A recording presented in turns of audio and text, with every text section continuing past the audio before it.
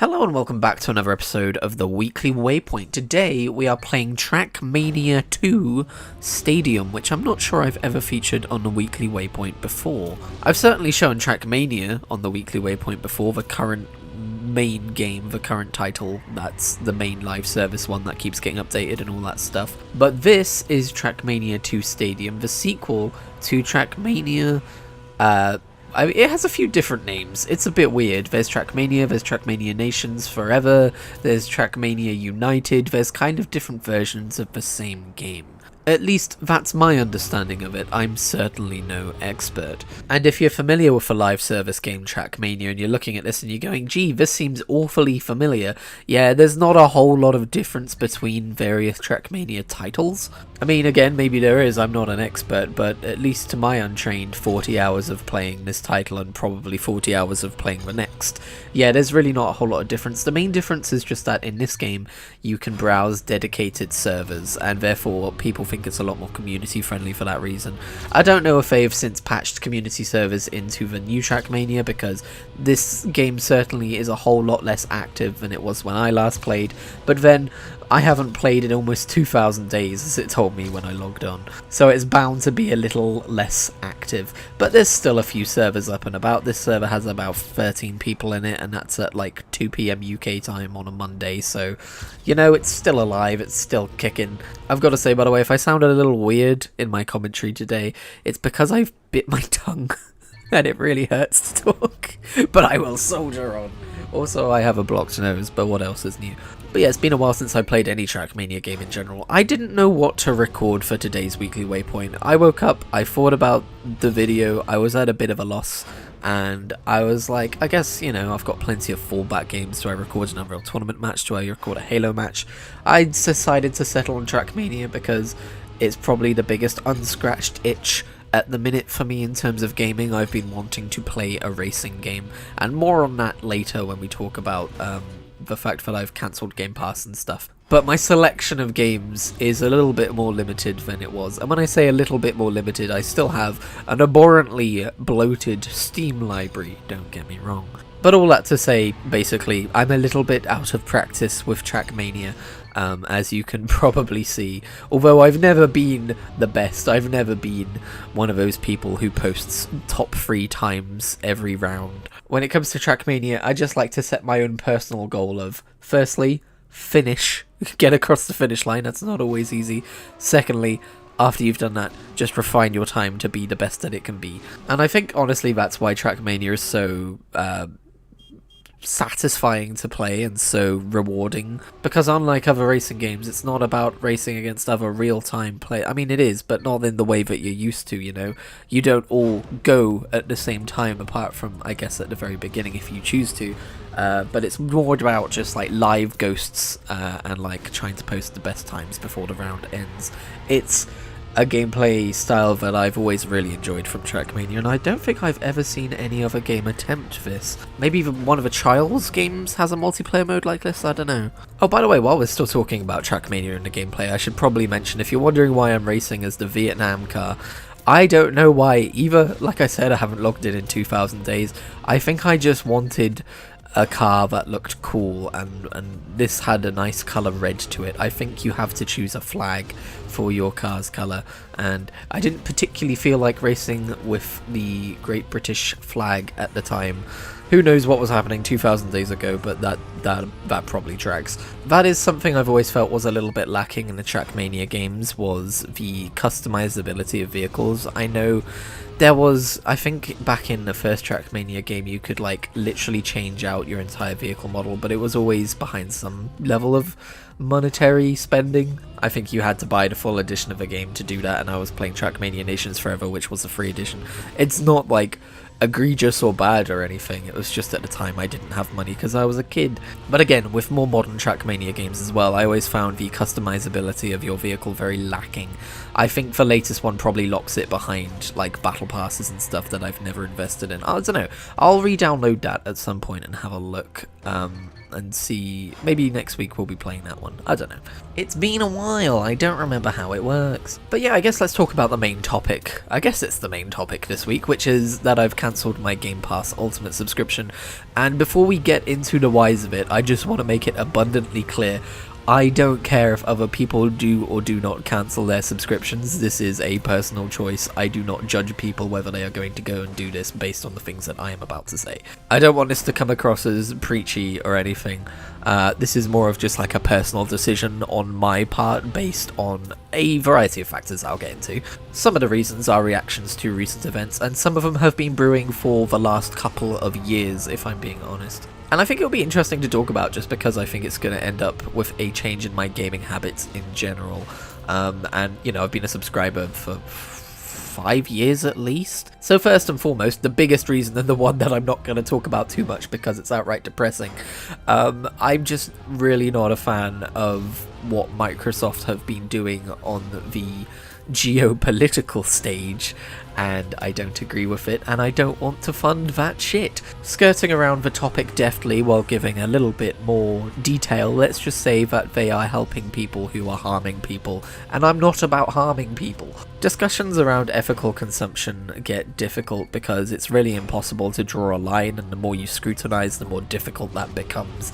But I try not to overthink it, and just in general, if I start feeling uncomfortable giving a company money, I stop giving the company money. Congratulations, Microsoft, your esteemed peers include frickin' Amazon, and I guess Meta, although I've never really felt the desire to spend anything with them anyway. But viewer, I am not demanding that you follow my decisions and boycott these people. You are your own person with your own life and your own hobbies, which have your own weightings of how much they bring you joy and how much they are important to you, etc, etc.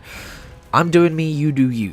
Let's talk about more video game centric things as to why I cancelled Game Pass. I guess straw that broke the camel's back, the inciting incident was the news about Microsoft laying off even more jobs and shutting down some games and some studios, which in my opinion is not something that they need to do, but is something that they have chosen to do in order to bump those profit margins to get a few more of those yachts. Due to this, Perfect Dark has been shut down alongside the Initiative, the games studio creating that video game. And while I was not too personally invested in Perfect Dark myself, I was curious to try it out when it came out. It's more the principle of the matter that really bothers me.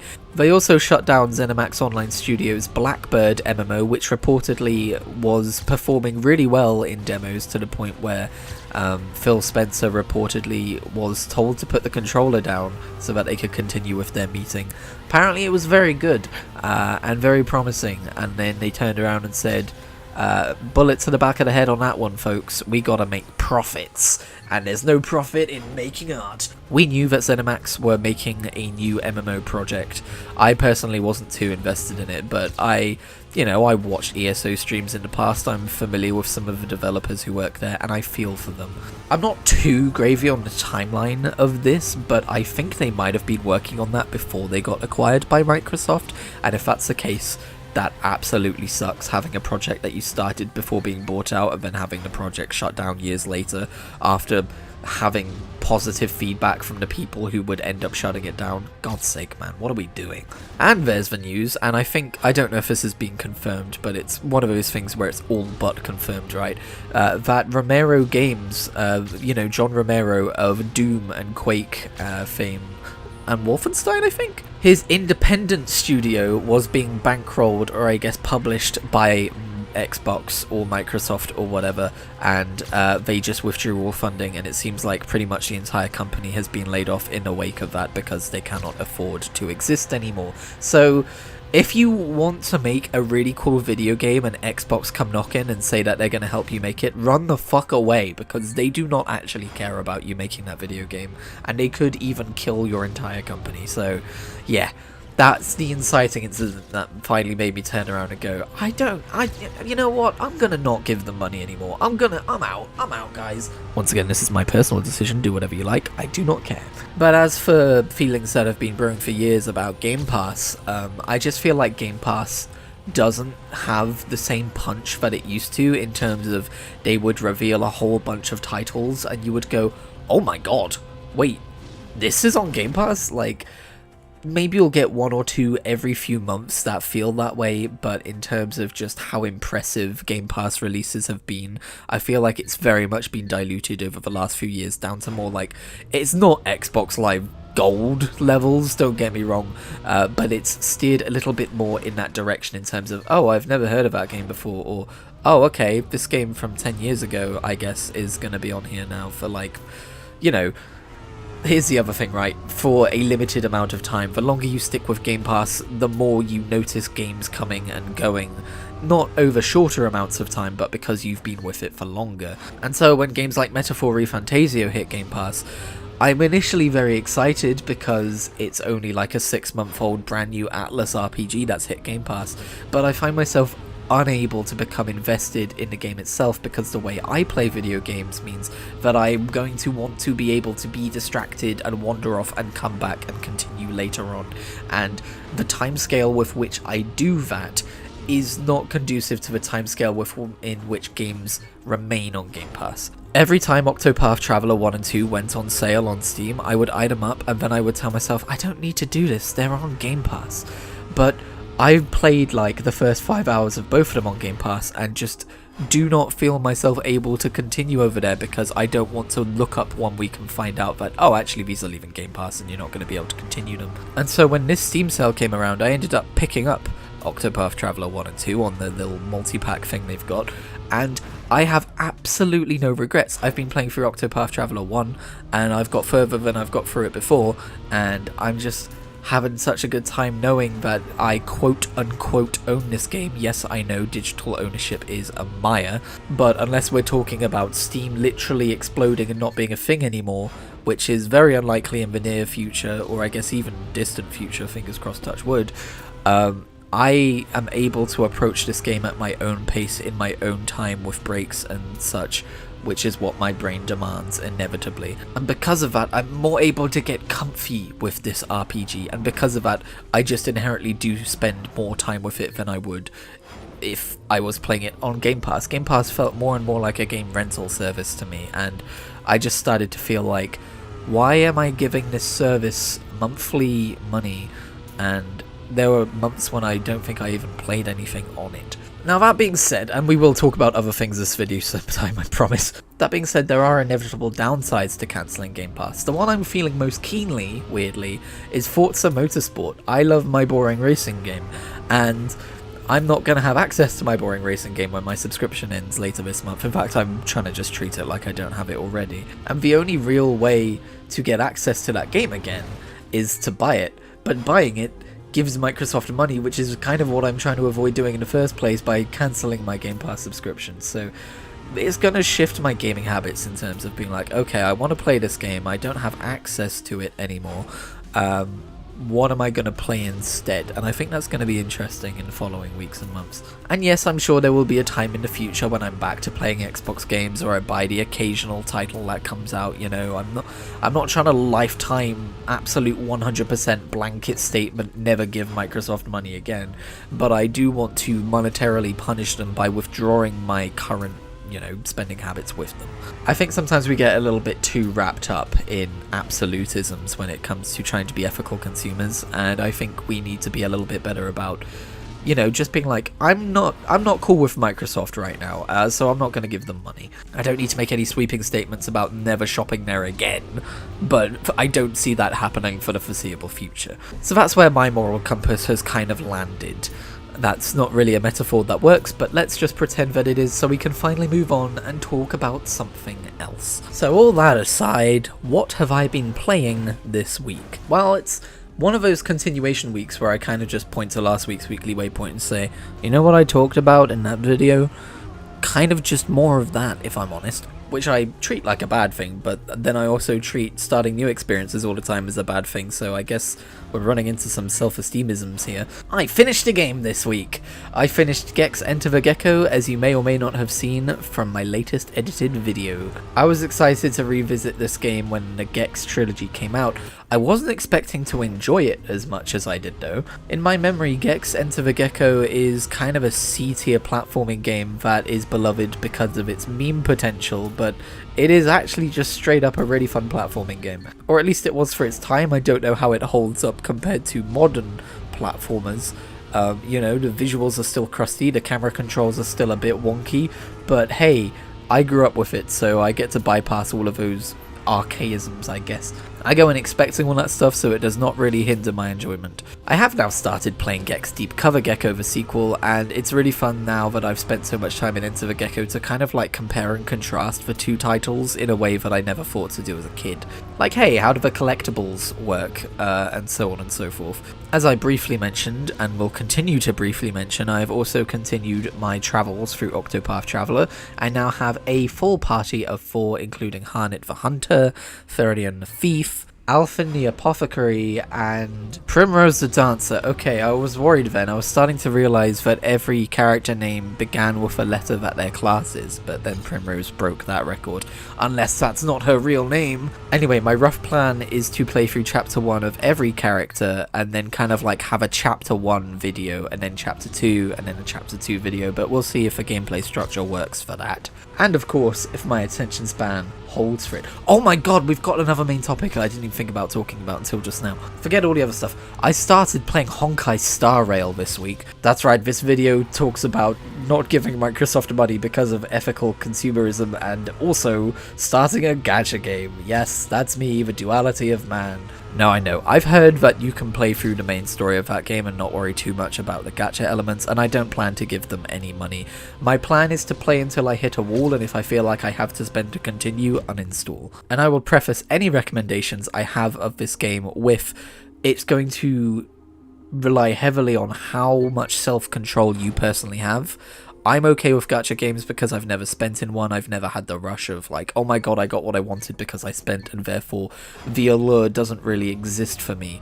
I can just push all that stuff out of my face and continue playing. But if you are someone who finds it hard to control themselves, yes, there are advertisements all over this damn game to spend. If, however, you are like me and you are lucky enough to be able to ignore all that stuff, there is a legitimately deep story in this game with world building and lore that makes me feel like I'm starting a new MMO in the best way. This is how I would pitch Honkai's story. Imagine that you are going on a train and visiting these different worlds and kind of like going to these worlds and solving the problems that these worlds have. But in the background there is this overarching story with lore of like these godlike aeons and all this stuff in the background, and I'm guessing it all ties together. I'm still on like the first planet you visit. It is a surprisingly deep story for a zone, if you know what I mean. Like, it's been going for a little while now, but it's got likable characters, it's got decent writing. I enjoy just sitting and listening to them talk about the problem and all this. I will say maybe one planet's story is dragging on just a little too long at this point, and I don't know how long my attention span will last, but basically the reason I got into Honkai was because I ended up watching the story trailer for the latest patch, knowing I wouldn't know what the hell's going on, but it had... I wouldn't call it the Shadowbringers trailer effect because it didn't have that potent of an effect on me, but it definitely had me going, oh shit, this is the kind of anime bullshit that I'm into. Yeah, I'm interested to see what this is about. And, you know, the gameplay is a turn-based party RPG, but pretty quickly it will be turning into more of an auto-battler because it is a gacha game. The gameplay comes more in, like, you know, accruing resources and figuring out upgrades for your team so that when you do go into combat you can just rush auto battle and be cool with it, apart from the occasional boss fight where you do have to stop and think and auto battle is actually disabled. Whenever I see a Hoyoverse trailer, I do think that the general games just look gorgeous and the stories look vaguely interesting at worst. And Genshin didn't really do it for me, so I'm excited that so far Honkai kind of is. And I love a fantasy of, you know, collecting various characters and getting lucky with my free draws and getting maybe like a really good one. You know, hunting for upgrades and stuff like that. So yeah, I guess that's a new game I've been playing this week, Honkai Star Rail. We will see how it persists. Will it lose me by this time next week? Will I be playing it years into the future?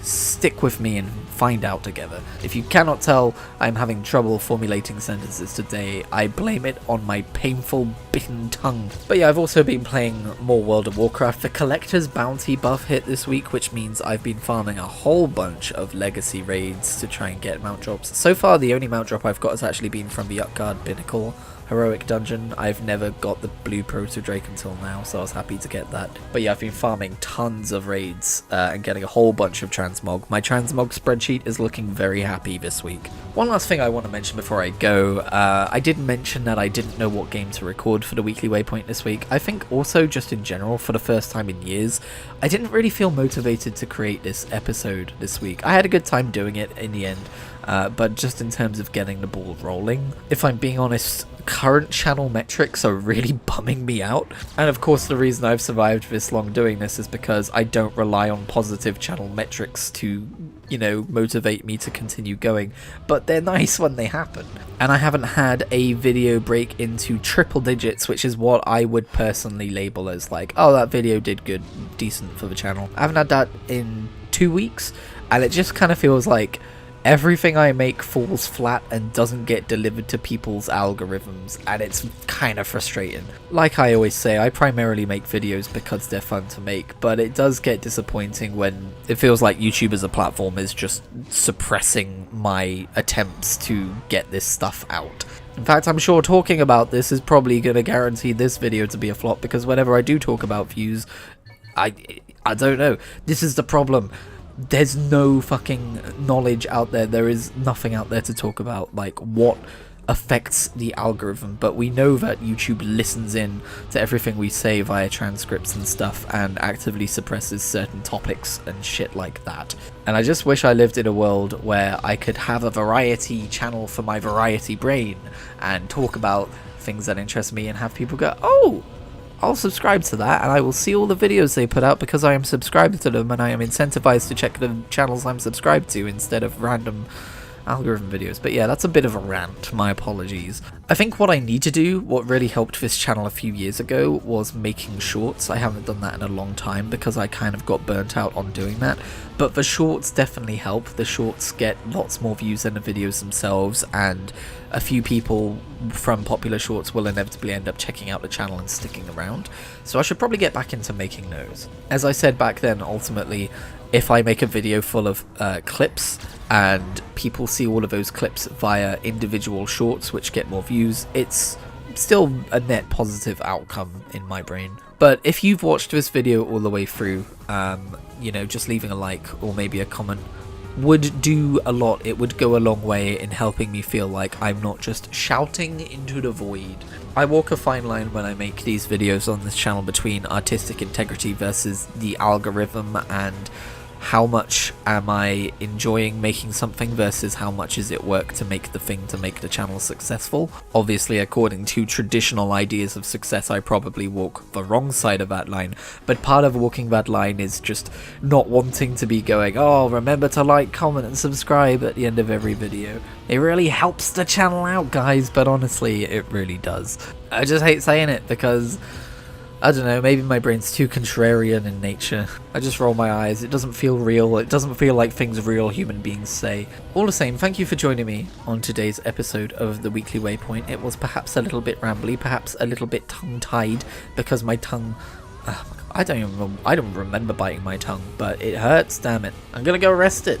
And in the meantime, I'm going to go flying off into the sky in Trackmania because they voted to extend the time limit on this track, which ruined the entire structure of the video. Damn you all. Anyway, thanks for watching. Bye.